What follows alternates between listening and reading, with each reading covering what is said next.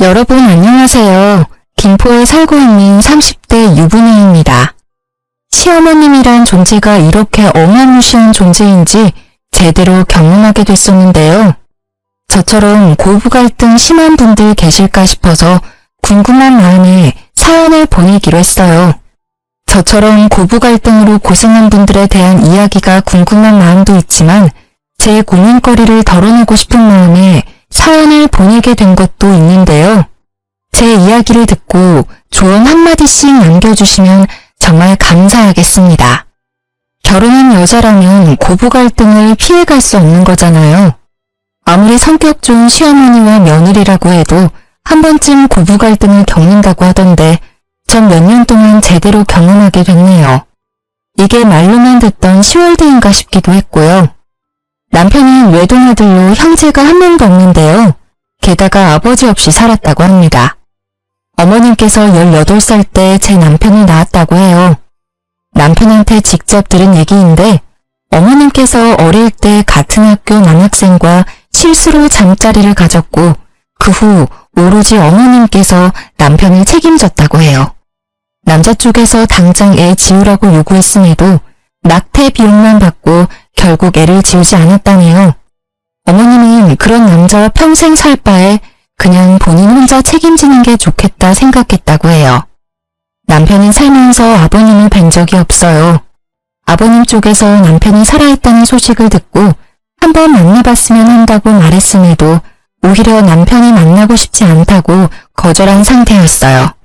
남편이 외동아들이라고 해서 엄청 곱게 자랐을 거라 생각했었는데 꼭 그렇지만은 않았어요. 오히려 남편은 의젓하고 참 착한 사람이더라고요. 남편을 보면 어머님도 참 선하고 좋은 분이겠다 싶었거든요. 전 제 시어머님 될 사람을 보고 경악을 금치 못했습니다.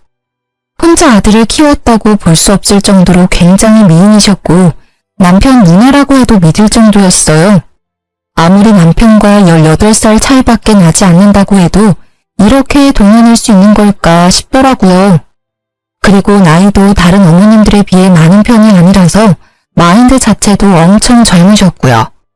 근데 그런 어머님께선 정말 남편에 대한 애정이 깊으세요. 아무래도 남편을 혼자 키웠기 때문에 그만큼 남편에 대한 사랑이 더 깊을 수밖에 없죠. 그리고 어머님은 남편 없이 혼자 생활한 분이라 아들한테 의지를 많이 하셨고요. 결혼 허락을 받기 위해 어머님을 찾아뵌 날 아주 난리가 아니었어요.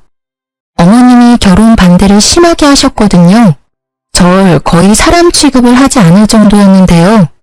제가 짐승이라도 된 것처럼 말이에요. 나 이 결혼 반대야. 뭐하러 그 힘든 결혼을 하겠다고 그래? 그냥 연애만 해, 연애만. 엄마, 도대체 왜 이 사람이랑 결혼 못하게 반대하는 건데 이유나 들어보자. 그냥 싫어. 너가 결혼하는 거 자체가 싫어. 엄마랑 이렇게 단둘이 살면 될 것을 왜 굳이 결혼하겠다고 그러는데? 결혼 안 하면 죽는 병이라도 있니? 엄마는 이제껏 혼자서 너 키웠는데도 아무런 문제 없었어. 그냥 둘이 연애만 해.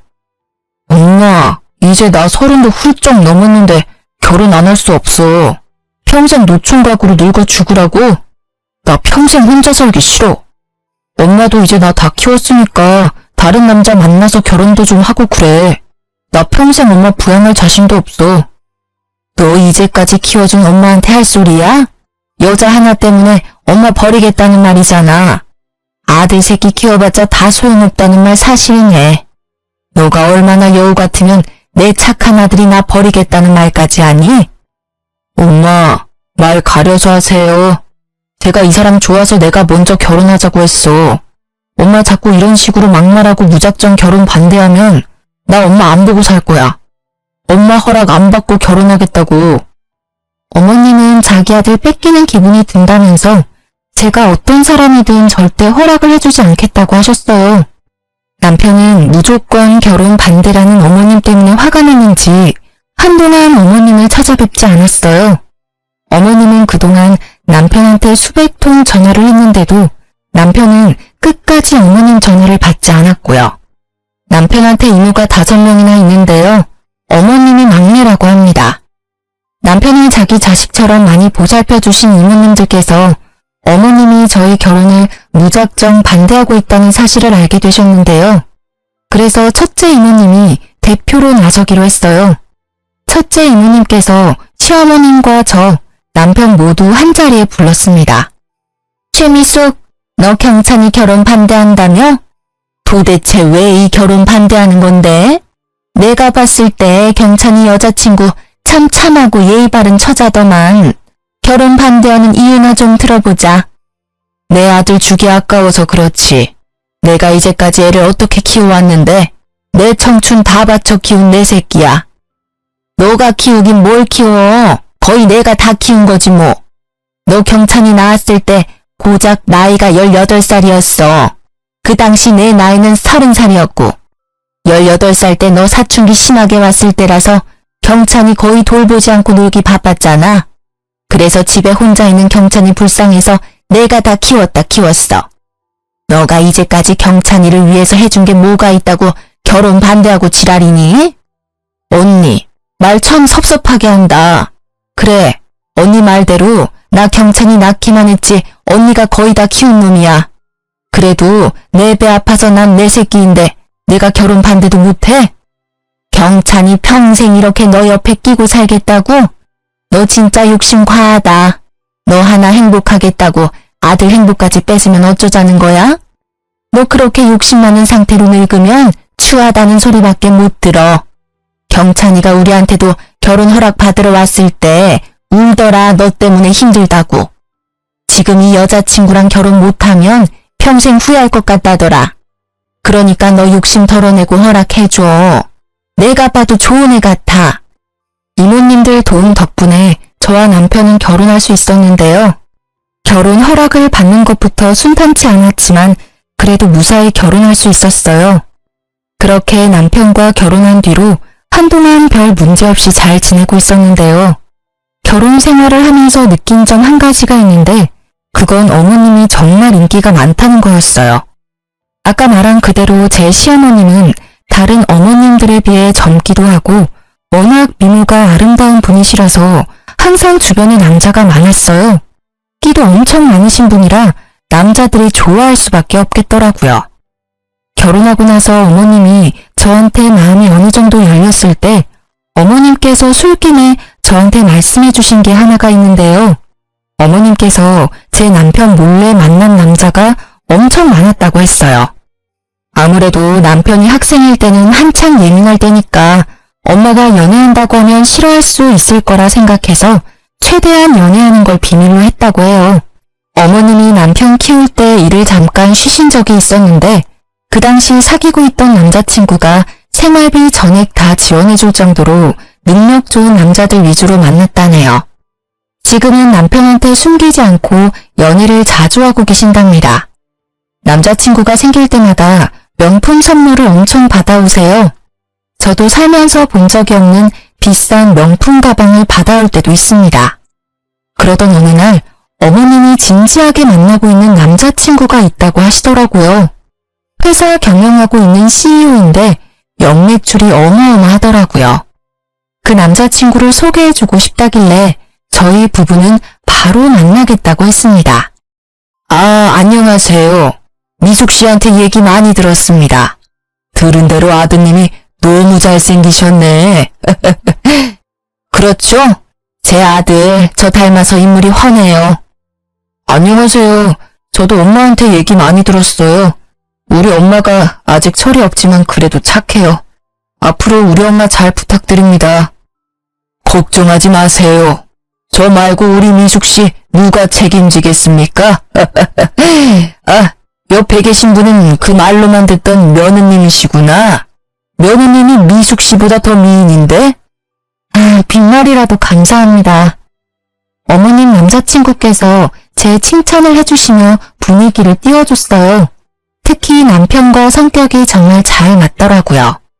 게다가 남자친구분께서 운영하고 있는 회사가 남편이 요즘 관심을 갖고 있는 사업 분야와 관련이 있는 회사라서 말이 정말 잘 통하더라고요. 남편과 저, 어머님의 남자친구 세 사람은 웃으면서 재미있게 대화를 나누고 있는데 어머님 혼자만 표정이 안 좋으셨어요. 그래서 표정이 안 좋은 이유를 물어봤는데요. 어머님, 표정이 안 좋으세요? 어디 불편한 거라도 있으세요? 그러네. 엄마 어디 아파? 아프면 내가 약이라도 사줄까? 내가 얘보다 못생겼어요? 뜬금없는 어머님의 물음에 남편, 어머님의 남자친구, 저 모두 당황했어요. 순간 분위기가 정말 싸해졌습니다. 전 어머님의 물음을 바로 눈치챘습니다. 어머님의 남자친구분께서 제 칭찬을 했던 게 마음에 들지 않았던 거였어요. 그게 무슨 말이에요? 당신 정말 얘가 저보다 이쁜 것 같냐고요. 어떻게 제가 얘보다 못생길 수 있어요? 그것 때문에 표정이 안 좋았던 거였어요? 당연히 우리 미숙 씨가 예쁘죠. 맞아요. 당연히 어머님이 더 아름다우시죠. 그냥 인사치레로 하신 말씀이시니까 너무 신경 쓰지 마세요. 야, 너 지금 이 사람이 너 칭찬 좀 했다고 너무 기고만장하지 마. 엄마, 왜 그래? 오늘 좀 예민한 것 같네? 예민하긴. 내가 틀린 말 한 것도 아닌데. 가뜩이나 얘가 내 아들 뺏어가서 그것 때문에 기분 언짢은데 이제 내 남자친구까지 뺏어갈 작정이네. 괜히 소개해준 것 같아. 우리 그냥 가요. 얘랑 더 이상 같이 있기 싫어. 어머님 질투가 또 도졌어요. 어머님의 남자친구가 제 칭찬한 게 그렇게 마음에 안 드셨나 봐요. 결국 어머님은 저희 부부를 두고 남자친구만 데리고 나가셨습니다. 너무 황당한 이유로 저한테 무작정 화를 내신 어머님 때문에 어이가 없던 저와 남편은 한참을 멍하니 가만히 앉아만 있었을 정도로 기가 막히더라고요. 그 뒤로 제가 몇 번 전화를 했었는데 어머님이 제 전화를 끝까지 안 받더라고요. 그래서 남편이 어머님 남자친구한테 전화해서 그날 이후 어떻게 됐는지 물어보게 됐는데요. 남자친구분께서 어머님 성격 하나 받아주기 너무 힘들다고 하셨어요. 며느리한테까지 심하게 질투하는 여자 이제까지 살면서 처음 봤다고 해요. 그날 어머님께서 남자친구 되시는 분을 엄청 쥐잡듯이 잡았다고 합니다. 이 나이에 무슨 부귀영화를 누리겠다고 얼굴만 이쁘지 질투 많고 아무것도 없는 여자를 왜 만나고 있었을까 현타가 심하게 와서 남자 쪽에서 헤어지자고 했다네요. 어머님께선 며칠 동안 남자친구를 붙잡기 위해 엄청 애를 썼지만 남자친구는 마음을 돌리지 않았다네요. 그 당시 어머님 남자친구였던 분께서 저희를 만난 날 하나로 헤어지기로 마음먹은 건 아니었다고 해요. 회사 여자 직원과도 연락을 못하게 막았을 정도였다고 합니다. 그래서 그게 쌓이고 쌓이다가 며느리한테까지 질투하는 걸 보고 있는 정 없는 정 모두 떨어져서 헤어지자고 말한 거였다네요. 근데 어머님은 그 이유도 모르고 끝까지 저 때문에 헤어진 줄로만 알고 계십니다. 이때 만나던 남자친구와 헤어지고 난 뒤 언제 그랬냐는 것처럼 다른 남자친구 만나서 연애하셨어요. 저한테 삐져있던 마음도 자연스럽게 풀렸는지 이젠 제 전화도 잘 받으시고 웃음이 많아지셨어요. 어머님이 남자친구 바뀔 때마다 저희한테 소개하고 싶다고 말씀하셨는데 오히려 저희가 거절했어요. 또다시 어머님 질투를 느끼고 싶지 않았거든요. 근데 이보다 더 큰 일이 있을까 싶었는데 더한 일이 저희 부부한테 찾아오게 됐어요. 저희 부부는 맞벌이로 생활하고 있어요. 남편은 작은 중소기업에서 일반 사원으로 일하고 있는데 전 나름 유명한 회사에서 차장으로 일하고 있는데요. 그래서 남편과 제 월급이 두세 배는 차이가 나는 편이에요. 그렇다고 남편이 돈을 못 벌진 않아요. 남들보다 연봉이 적은 편이 아닌데요. 근데 어머님은 그게 마음에 들지 않았나 봐요. 아무래도 자기 아들보다 며느리가 사회에서 더 잘 나가는 것처럼 보이니까 자기 아들이 기죽으면 어쩌나 걱정하시는 게 눈에 보였어요. 그리고 같은 여자로서 현재 본인은 집에서 놀기만 하고 모아둔 돈도 많지 않은 반면 며느리는 직장에서 어느 정도 위치가 있고 돈도 잘 버니까 자격지심이 있으셨나 봐요. 처음엔 어머님이 그런 마음을 가지고 있다는 걸 전혀 티내지 않았어요. 근데 제가 연봉이 자꾸 오르고 잘 나가는 것 같으니까 그게 약이 오르셨나 봐요. 근데 정작 남편은 그런 거에 있어서 자격지심 전혀 없고 오히려 절 응원해주고 지지해줍니다. 어머님은 어느 순간부터 저한테 요구하는 게 점점 늘어났어요. 용돈을 달라는 횟수가 늘고 게다가 엄청 큰 액수를 가진 선물도 서슴없이 사달라고 했어요. 희진아, 나 다음 달에 친구들이랑 필리핀에 놀러 가기로 했는데 내가 돈이 부족해서 말이야. 나 100만 원만 줄 수 있니? 네? 100만 원이요? 어머님, 저 지금 그렇게 큰 돈 없어요. 그리고 제가 지난달에 어머님께 50만 원 용돈 드렸잖아요. 야, 그 돈이 아직도 살아있겠니? 내가 일도 하는 사람도 아닌데 고작 50만 원 받았다고 그걸 그대로 모아놨겠냐고. 시엄마한테 100만 원도 주기 아까운 거야? 아까운 게 아니라 지금 어머님께 당장 드릴 100만 원이 없어요. 갑자기 100만 원 달라고 그러시면 어떡해요. 너 돈도 그렇게 잘 버는 애가 고작 100만 원이 없다고 하면 어떡해? 너 그 많은 월급 도대체 어디에 쓰는 거니? 아니면 있으면서 없는 척이라도 하는 거야? 돈 있으면 있는 대로 저축해요. 월급도 받으면 절반 이상 무조건 저축하고요. 한 달에 쓸 생활비만 딱 빼놓고 무조건 저축하는 습관이 있거든요. 그래서 여윳돈이 없어요. 정말이야? 너 지난번에 친정집에 이것저것 사다 주는 것 같던데? 그럼 그건 뭔데? 친정엄마가 최근에 몸이 너무 안 좋아지셨거든요. 그래서 홍삼 한약 맞춰준 게 전부예요. 저 우리 친정집에만 이것저것 해주지 않아요. 오히려 해줬으면 어머님께 더 해드렸어요. 지난번에 50만 원 드린 거 말고도 자주 용돈 드리잖아요. 작년 이모님들이랑 여행 가신다길래 500만 원 용돈까지 드렸잖아요. 근데 제가 이제껏 어머님께 해드린 게 없고 친정 부모님한테 해드렸다고만 말씀하시면 섭섭해요 정말. 그러지 말고 100만 원만 좀 줘봐. 나 이미 애들이랑 필리핀 놀러 가기로 약속했단 말이야. 아 제발. 어머님 명품백 하나 팔아서 다녀오시면 되겠네요. 그리고 지난번에 첫째 이모님께서 어머님께 용돈 주셨다면서요. 야, 주기 싫으면 주기 싫다고 말을 해. 더럽고 치사해서 너한테 100만 원 안 받고 만다. 회사에서 차장으로 일하고 있다는 애가 왜 이렇게 치사하게 노냐? 돈 많이 번다는 거 순 다 뻥이네 뻥이야. 너 어디 가서 돈 많이 번다는 말 하고 다니지 마라. 어머님은 절 졸지에 쫌생이로 만들었습니다. 아무리 돈을 많이 버는 사람이라도 항상 시중에 몇백만 원씩 가지고 있는 게 아니잖아요. 저도 돈이 있었다면 바로 드렸겠죠. 전 항상 저축을 하기 때문에 시중에 돈이 항상 많지가 않거든요. 당장 적금께서 어머님 여행을 보내드릴 수 없는 거잖아요. 이 사실을 저한테 듣게 된 남편은 화가 머리 끝까지 났습니다. 우리가 은행인 줄 아는 모양이라며 그날 바로 어머님께 따지더라고요. 엄마, 희진이한테 100만 원 달라고 했다며? 우리한테 그 큰 돈이 어디 있다고 그래. 희진이 돈 많이 벌잖아. 너보다 3배 이상 버는 걸로 알고 있는데 당연히 100만 원쯤 갖고 있는 줄 알았지. 있어도 그렇지. 그걸 왜 엄마한테 줘야 하는데? 희진이가 원래 돈 있으면 무조건 저축하는 습관이 있어서 급한 일이 아니면 되도록 그 큰 금액 그냥 가지고 있지 않아. 작년에 엄마 이모들이랑 여행 갔을 때도 그거 그냥 보내준 거 아니야. 희진이가 엄마랑 이모들 여행 보내주고 싶다고 1년 동안 여행 적금 따로 들어놨던 거였어. 희진이는 돈 있다고 막 쓰지 않아. 그렇게 계획적으로 쓴 덕분에 엄마 작년에 여행 편하게 다녀올 수 있었던 거였고 나도 이렇게 좋은 집에서 살 수 있는 거고. 잔소리하고 싶어서 찾아온 거냐? 듣기 싫으니까 그만해.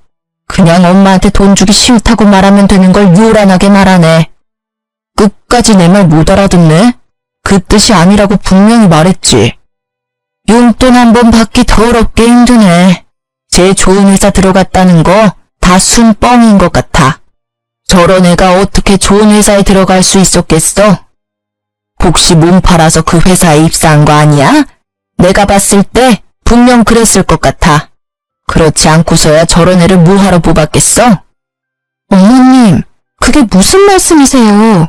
제가 몸 팔아서 회사 입사했다니요. 말씀이 너무 지나치세요. 엄마, 말 가려서 못해? 못 배운 사람처럼 그게 무슨 말이야.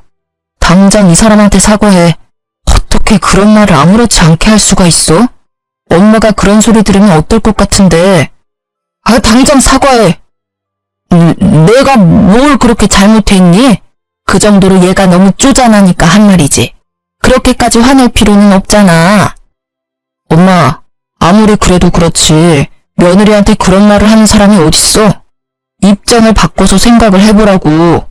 만약 이모들이 엄마한테 그런 말 했으면 엄마도 엄청 난리쳤을 게 분명하잖아. 난생 처음으로 전 어머님께 큰 소리를 내고 말았습니다. 남편도 정말 무섭게 화를 냈었고요. 두 사람이 이렇게 화를 내면서 달려드니까 어머님은 처음으로 당황한 모습을 보이셨어요. 본인이 한 말이지만 본인도 선을 넘었다는 것을 인지했는지 결국 마지못해 사과하시더라고요. 이날 사건 이후로 한동안 어머님과 대면대면하며 지냈어요. 사실 제가 크게 상처를 받았었거든요. 어머님도 본인이 잘못한 걸 알고 있지만 자존심이 있어서 제가 먼저 연락하지 않으면 먼저 연락하거나 그러진 않으시더라고요. 한참 지난 후에 어머님이 이모님들과 단체로 건강검진을 받은 적이 있었는데요. 그 뒤로 검진 결과가 나올 때가 됐을 무렵에 어머님께서 근심 걱정 가득한 표정으로 저와 제 남편을 찾아온 적이 있어요. 살면서 어머님의 그런 표정을 본 적이 없기 때문에 저희는 당연히 걱정됐죠. 어머님, 무슨 일 있으세요? 얘들아, 나 유방암이란다. 지난번에 너희 이모들이랑 같이 건강검진 받은 거 알고 있지? 나만 유방암이래. 어쩌면 좋니? 네? 유방암이라고요? 그럼 당장 치료 받으셔야죠. 왜 그걸 지금 말씀하세요? 돈이 있어야 수술을 하지. 희진아, 혹시 돈 있으면 내 수술비 빌려줄 수 있니? 내가 수술 받을 돈이 없어서. 당연히 드려야죠. 자기야, 지금 당장 어머님 모시고 병원에 가. 주말도 입원 가능하겠지? 아니야, 이모가 같이 가준다고 했어. 내 통장으로 입금만 미리 해주면 우리가 알아서 할게. 너무 걱정 마. 그래도 우리가 같이 가는 게 마음 편한데. 아니야, 너희들이 있으면 내가 마음이 안 편해서 그래. 내가 수술 받고 난 뒤에 좀 괜찮아지면 그때 병원으로 부르든지 할게. 알았지? 어머님은 우리가 병원에 같이 있으면 오히려 불편하다고 끝까지 다음에 오라고 하셨습니다. 이모님이 같이 가신다는 말에 그 말만 믿고 저희는 기다리고 있었는데요. 그런데 분명 수술받은 날짜가 한참 지났음에도 어머님이나 이모님들께서 전화가 없으시길래 잘못된 일이라도 있는 걸까 걱정되는 마음에 그대로 어머님께 바로 전화했습니다. 근데 어머님이 전화를 받지 않았어요. 그래서 어머님과 같이 병원에 같이 있기로 한 첫째 이모님께 바로 전화했었는데요. 희진이니? 오랜만이네. 안녕하세요, 이모님. 어머님 수술은 잘 받으셨어요? 연락이 없길래 무슨 일 있는 건가 걱정돼서 연락드렸어요. 어? 수술이라니? 너희 시엄마 수술 받은 적 없는데? 수술 받는다고 했어? 지난달에 어머님이랑 이모님들 다 같이 건강검진 받으셨잖아요. 그때 유방암 진단 받으셨다고 당장 수술 받아야 한다면서 저한테 수술비 받으셨거든요. 제가 같이 간다고 하니까 첫째 이모님께서 같이 가주기로 했다고 같이 갈 필요 없다고 하셨는데. 무슨 소리야. 걔 완전 건강하다고 결과 받았었는데. 얘 어제 나랑 통화 한번 했었거든? 어제 술 마시고 노래방까지 갔던데 아주 이 개집애 너한테 수술한다고 뻥치고 그 돈으로 이제까지 실컷 놀았나 보네. 네? 유방암이라고 당장 수술 받아야 한다고 하셨는데. 유방암은 무슨 개뿔. 내가 진짜 답답하다 답답해. 그런 일이 있었으면 나한테 먼저 연락해서 물어보지. 너도 바보같이 그걸 다 믿고 그대로 돈 줬어? 일단 알겠어. 내가 너 시엄마한테 모른 척하고 전화해서 자리 한번 마련해 볼게. 일단 너도 가만히 있어봐. 첫째 이모님은 말씀으로는 저희 어머님은 완전 건강하다고 합니다. 유방암 진단 받은 적도 없었고요. 전 그 말을 듣자마자 천불이 났습니다. 남편도 이 사실을 알고 정말 이 사람이 자기 엄마라는 게 정말 창피하고 죽고 싶다고 했고요. 다행히 첫째 이모님께서 어머님과 만날 수 있도록 자리를 마련해 주셨어요. 첫째 이모님 집으로 갔었는데 그 집에 시어머님이 계셨습니다. 저희를 보자마자 어머님은 굉장히 많이 놀라셨어요.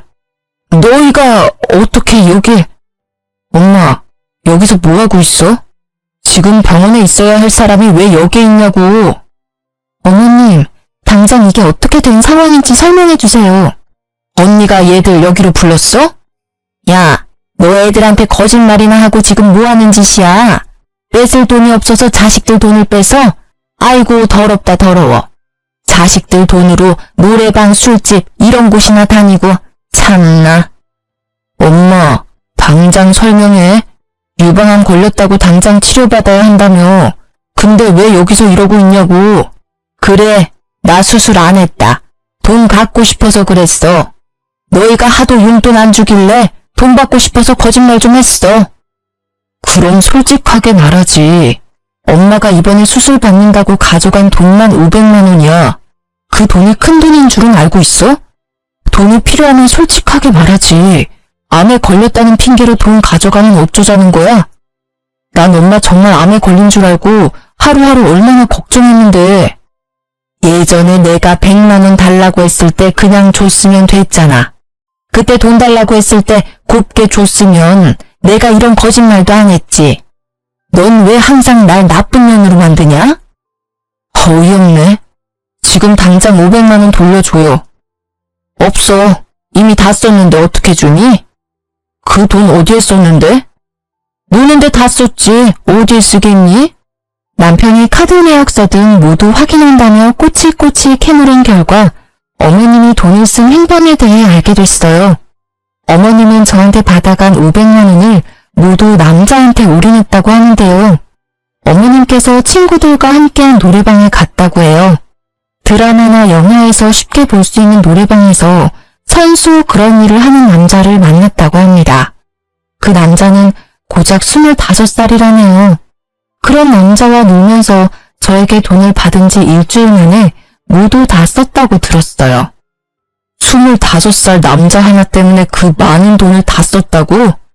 엄마, 미친 거 아니야? 나보다 어린 놈한테 미쳐서 500만 원을 그 자식한테... 어이없어서 말도 안 나오네. 얘들아, 내가 대신 사과하마.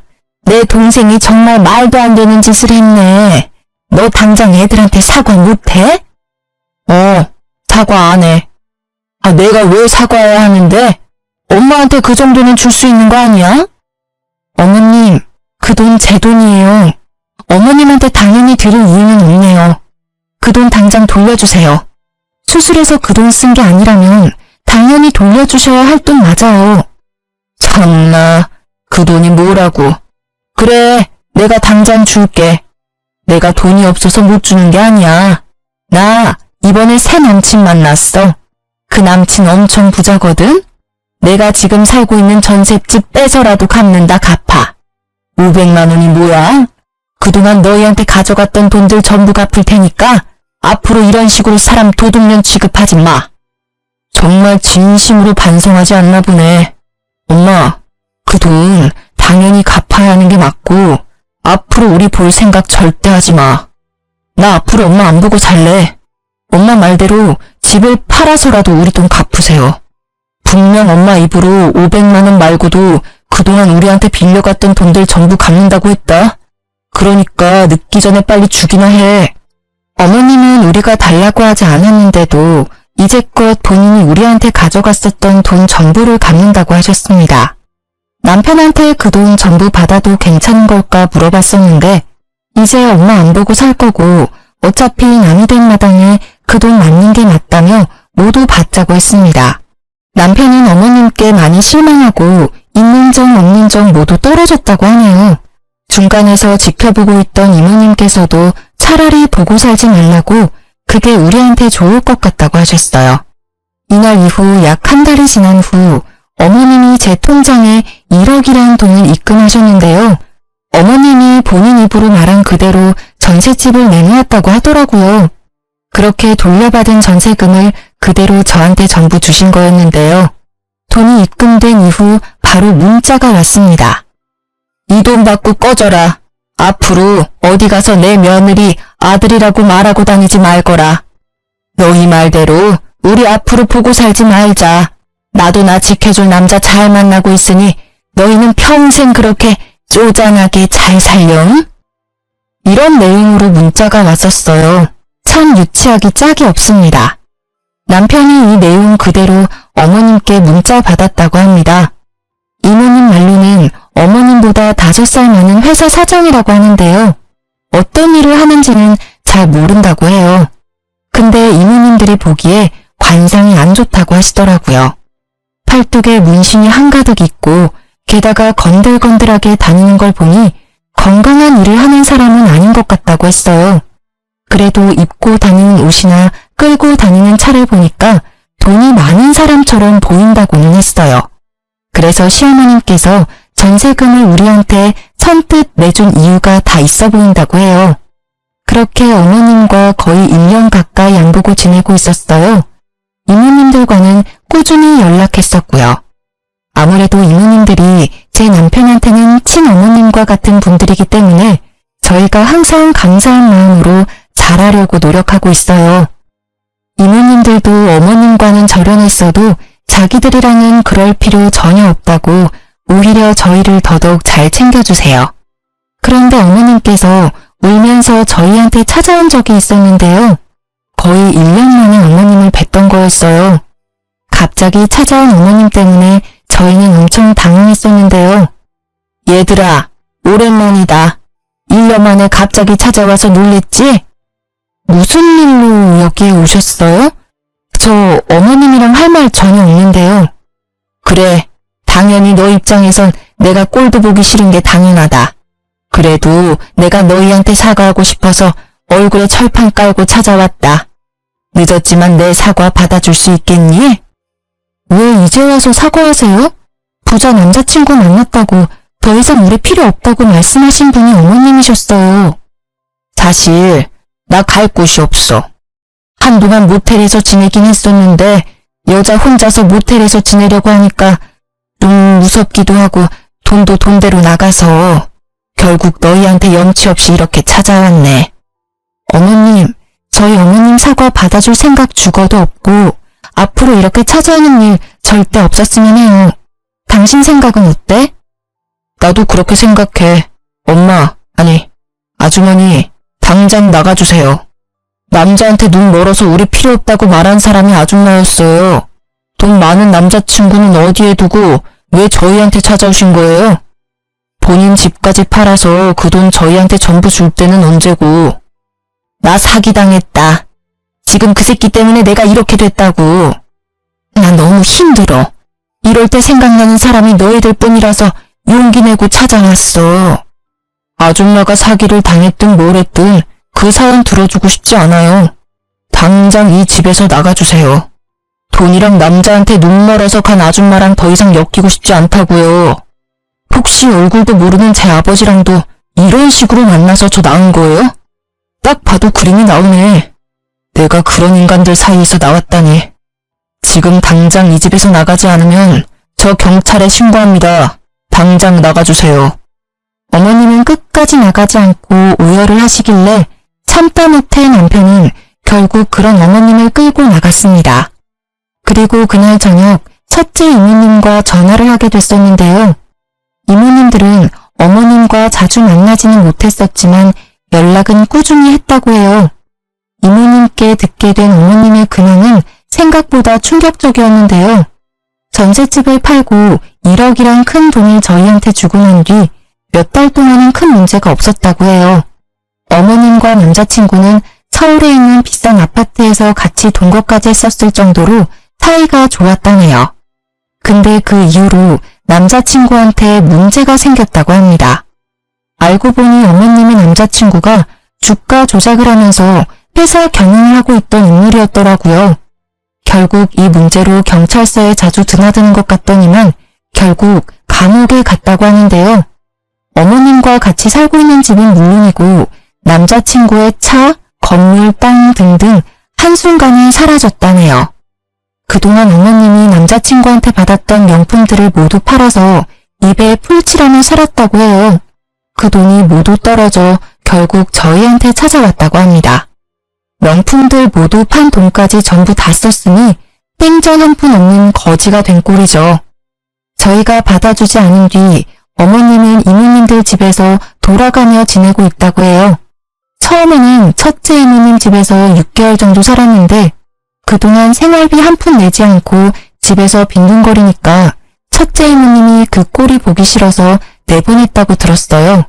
그 뒤로 어머님은 둘째, 셋째 이모님 등등 모든 이모님들 집에 돌아가며 지내다가 이모님들 전부 어머님 꼴도 보기 싫다고 앞으로 이렇게 멋대로 살 거면 자매고 뭐고 그딴 거 다 무시하고 모르는 사이로 지내자고 하셨다네요. 결국 언니들까지 잃게 된 어머님은 갈 곳이 없고 돈도 없어서 식당에서 일하게 됐다고 합니다. 식당에서 숙식 제공 모두 해준다고 해서 거기에서 일을 하게 된 거라고 하더라고요. 한 번도 일을 제대로 해본 적이 없어서 맨날 혼나가면서 일한다고 했어요. 언제 한번 우연히 첫째 이모님이 동네 식당에 가서 어머님이 일하고 있는 걸 발견했다고 했어요. 그래서 어머님이 식당에 일하고 있다는 사실을 알게 된 거였고요. 하필 어머님이 일하고 있는 식당이 아저씨들이 많이 다니는 식당인데요. 가끔 밥이랑 술을 같이 드신 아저씨들께서 어머님께 많이 치근덕거리는 모양이에요. 아무래도 어머님이 연세에 비해 동안이고 이쁜 편이니까 아저씨들이 많이 그러시는 것 같아요. 그걸 또 참고 일하고 있다네요. 그 뒤로 어머님께선 절 따로 만나고 싶다고 연락하셨어요. 남편은 어머님한테 연락 오면 절대 받지 말고 만나지도 말라고 경고했었지만 그래도 마지막으로 딱 한 번 만나보기로 했어요. 그렇게 어머님과 카페에서 만났었는데요. 오랜만에 어머님을 뵀던 거였는데 살이 엄청 빠지셨고 어디 아픈 사람처럼 보였어요. 오랜만이다. 안 나올 줄 알았는데 이렇게 나와줘서 정말 고마워. 마지막이라 생각하고 나왔어요. 무슨 일로 만나자고 하신 거예요? 그게 아니라 너가 내 말을 믿을지는 모르겠지만 내가 정말로 암 판정을 받았어. 유방암 2기 정도라고 하는데 지금 당장 수술이 필요하다고 하더라고. 근데 너도 알다시피 내가 돈이 하나도 없어. 그래서 병원 치료 받을 수가 없는데 혹시 괜찮다면 병원비 좀 빌려줄 수 있니? 어머님, 또 돈 달라고 저 부르신 거예요? 예전이랑 같은 수법으로 저한테 돈 달라고 하시네요. 그때도 유방암 걸렸다고 저한테 돈 빌리셨잖아요. 그 말을 또 믿으라는 건가요? 돈이 필요하면 색다른 방법으로 빌리시지 또 암에 걸렸다고 하시면 어떡해요. 정말 암 맞아. 너가 증거 내놓으라고 하면 내가 병원에 가서 진단서 갖고 올게. 정말 유방암 맞아. 나도 더 이상 너한테 돈 얘기 절대 안 하고 싶은데. 어머님, 앞으로 저한테 돈 달라고 연락하는 일 없으면 좋겠고 얼굴 보자는 연락도 절대 하지 마세요. 그냥 저한테 연락 자체를 하지 마세요. 오늘은 그냥 마지막으로 얼굴 뵙기 위해 나온 겁니다. 정말 암이라면 이모님들께 연락을 하든 뭐든 무슨 방법을 써서라도 수술 받으시고요. 어머님을 카페에 두고 전 바로 집으로 갔습니다. 남편한테 어머님이 암에 걸렸다고 하시는데 돈 줄 거냐고 물어봤더니 절대 안 준다고 하네요. 남편도 마찬가지로 어머님이 암에 걸렸다는 걸 믿지도 않았고요. 이모님들도 어머님의 전화를 일절 받고 있지 않다고 하더라고요. 이모님들도 어머님한테 하도 당한 게 많아서 진절머리가 난다고 하더라고요. 암에 걸렸다는 사실을 이모님들께도 알렸는데 그게 진짜인지 아닌지 본인들이 알 방법이 있냐면서 정말 아프면 본인이 알아서 해결할 거라고 절대 신경 쓰지 말라고 하셨어요. 그 뒤로 어머님이 어떻게 살고 있는지는 전혀 모르는 상태인데요. 워낙 미모가 출중하신 분이라서 새로운 남자친구를 만나 잘 지내고 있을지 수술을 받았을지 모르겠지만 식당에서 고생이란 고생은 전부 하신 분이라서 예전처럼 남자 만나기는 쉽지 않을 것 같아요. 실제로 식당에서 일한 뒤로 한 번도 남자친구를 만나지 못했다고 하는데 지금은 어떻게 됐을지 모르겠어요. 부모와 자식이 절연하며 지내는 게 정말 가능한 일인지 상상이 안 갔었는데 그런 말도 안 되는 일이 저희한테 생길 줄은 전혀 몰랐어요. 남편도 항상 하는 말이 자신에게 이런 일이 생길 줄은 꿈에도 몰랐다고 해요. 이모님들과 명절 때마다 만나 뵙고 있는데 만날 때마다 저희한테 항상 하시는 말씀이 부모 하나 잘못 만나서 이게 무슨 고생이냐면서 항상 저희를 안쓰럽게 바라보세요. 남편은 그런 이모님들은 엄마라 생각하고 살겠다며 말하고요. 저도 남편처럼 이모님들이 제 시어머님이라 생각하고 최선을 다해 잘하고 있습니다. 이모님들도 여전히 절 많이 이뻐하시고요. 사람은 욕심이 끝도 없다고 하는데 욕심이 너무 과하면 결국 화를 부르는 것 같아요. 저도 이번 일 계기로 욕심을 적당히 부리며 살아야 되겠다는 다짐을 하게 됐습니다. 그리고 최근에 저희 부부한테 좋은 일이 생겼는데요. 제가 얼마 전 임신하게 됐다는 거예요. 이제 한 달 조금 넘은 상태라 한창 조심해야 할 때입니다. 예전에 임신하고 싶어서 엄청 노력했었는데 임신이 안 됐었거든요. 근데 요즘 몸과 마음이 다 편해서 그런지 임신이 바로 돼버렸어요. 그리고 남편도 회사에서 일을 잘한 덕분에 연봉도 쑥쑥 올랐고 조만간 승진도 가능하지 않을까 싶어요. 그리고 저희는 아기가 생긴 김에 조금 더 넓은 집으로 곧 이사할 예정이에요. 요즘 좋은 일이 차례대로 진행되고 있어 정말 행복해요.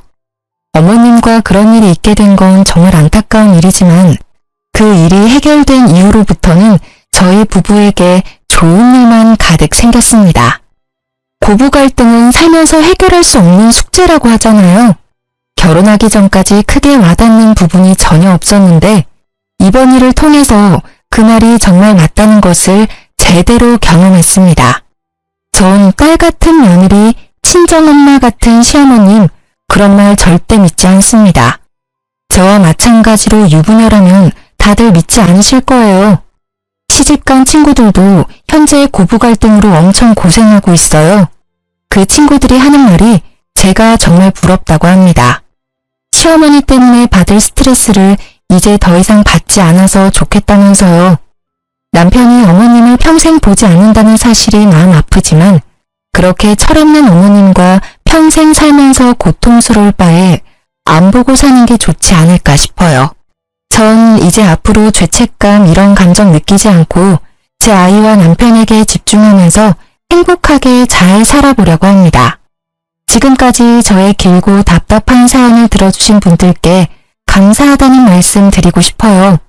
저처럼 고부 갈등을 제대로 겪고 있는 분들께 힘내라는 말씀 전하고 싶어요. 그리고 우리나라 며느리들 항상 힘내고 기죽지 않았으면 좋겠다는 말 전하고 싶습니다.